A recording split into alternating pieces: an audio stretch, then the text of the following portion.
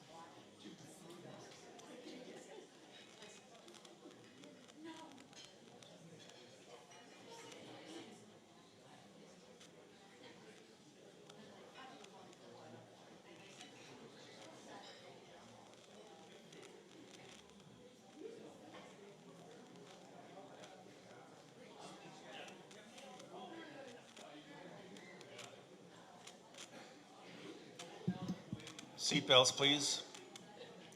Open mic, you know. Hertha was such a great friend. Was Seta ready? You need something from the freezer? Yes, I'll take one of those rhubarb pies. Oh, here you go. Anything from the garden? You bet. Here's some cucumbers, and the strawberries have been doing well. Christmas time, a spread, china out, bits of wine, oh, a little bit more than that, and sitting around celebrating with all the candles. And it was just, we got to have you down before Christmas. And they would. Like Lee said, the pictures of our fish got to Lee faster than I got home from Wilmer's.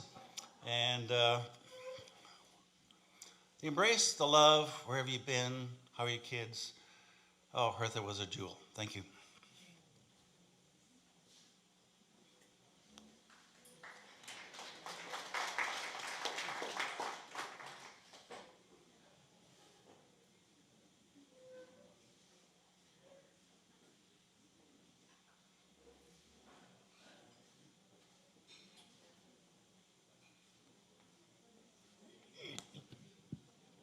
My name is Birgit, and I was with the church here as a visitation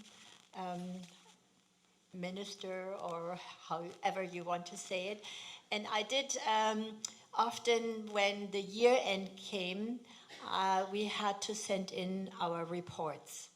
That was for the annual meetings, and always I felt, I don't have the right way of saying things, so I always phoned Hertha. I said, Hertha, can you look over my report and correct it in the right pronunciation, like in the right sentence structure? And she said, yes, sure, send it over.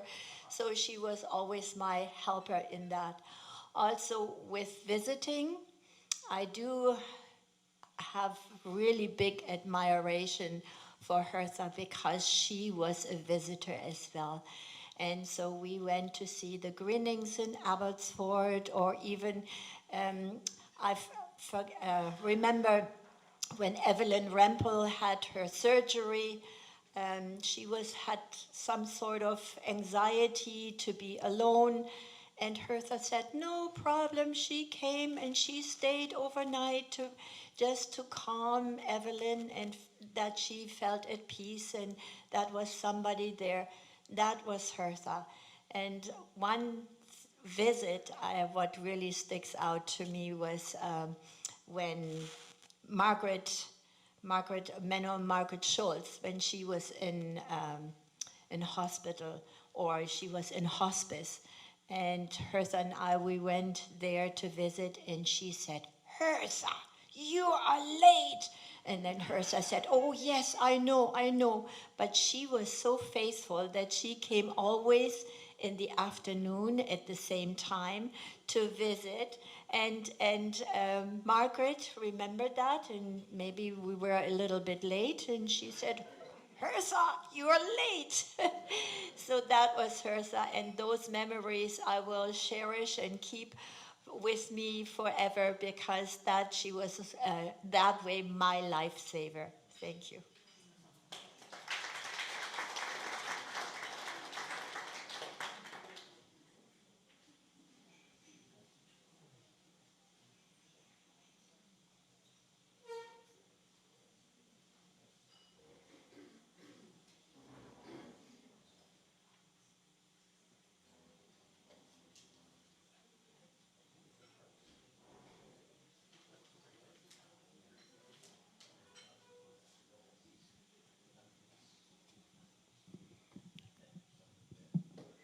Hi, I'm Mary Sash, and this is Donna Bonner accompanying me.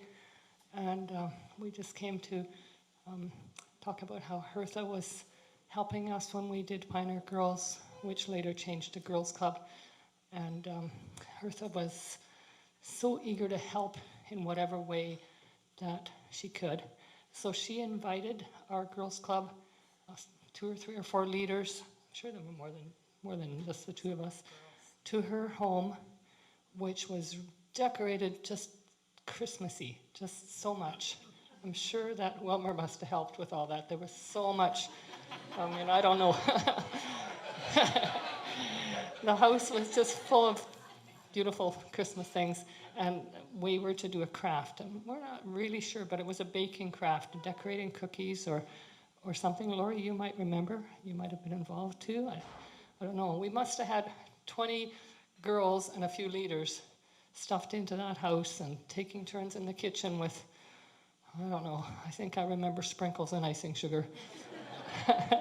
Everyone had a turn to do their craft. It was really hectic and really fun. And then we would... Rice Krispie treats. Oh.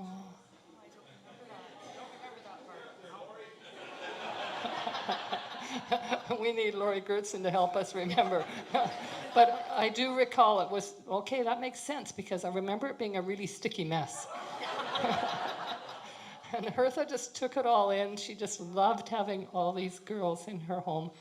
And then after we got all cleaned up, we could go into the big living room, sat in a big circle on chairs, couches, floors, and I think we sang Christmas carols, yes, because I had brought a bunch of Christmas music sheets, and we sang songs and told stories, and yeah, we did this 2 or 3 different Christmases, and that was Hertha. She just loved to host, and she had tea out, and all these treats that we could eat, as well as bring home everything that the kids had made. So, anything else to add, Donna? You have to lower that down for me. I'm remembering sitting in her fancy living room, and the girls were drinking tea or water or something from her fancy teacups. And so they kind of learned a little bit of manners that night and how to drink from a teacup. I do recall that. Yeah, it was a special time for them.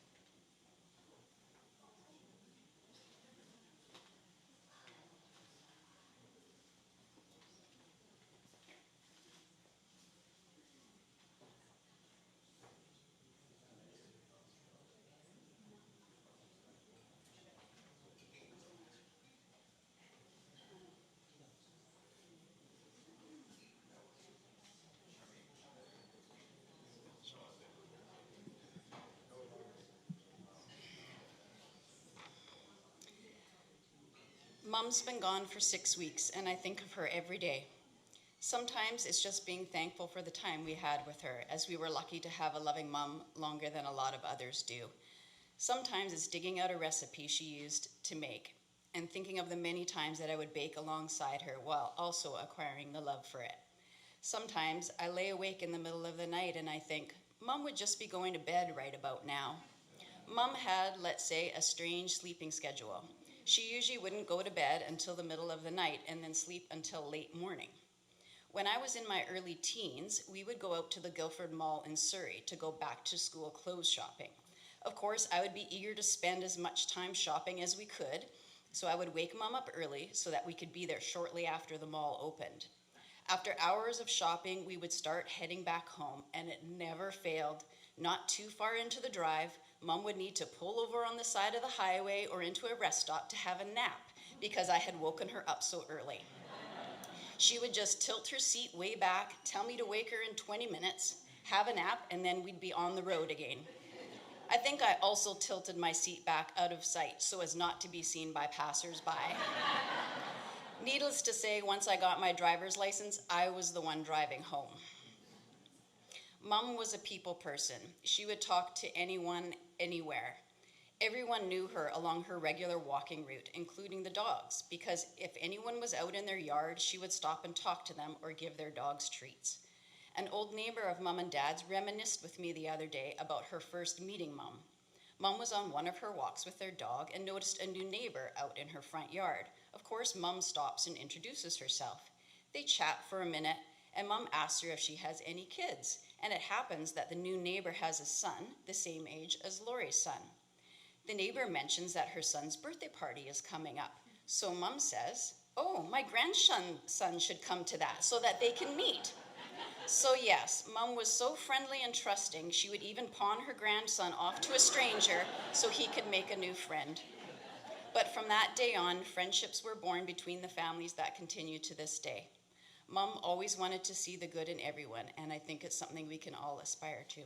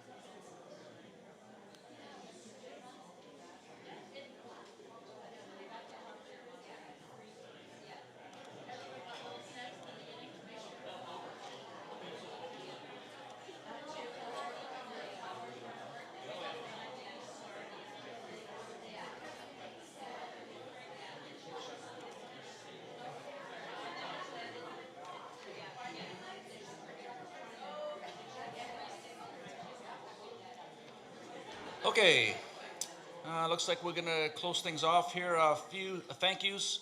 Thank you to Pastor Lewis for leading the service, Dwayne Barg for the sound, Lee Dick for speaking, and Gerald Dick for leading the singing.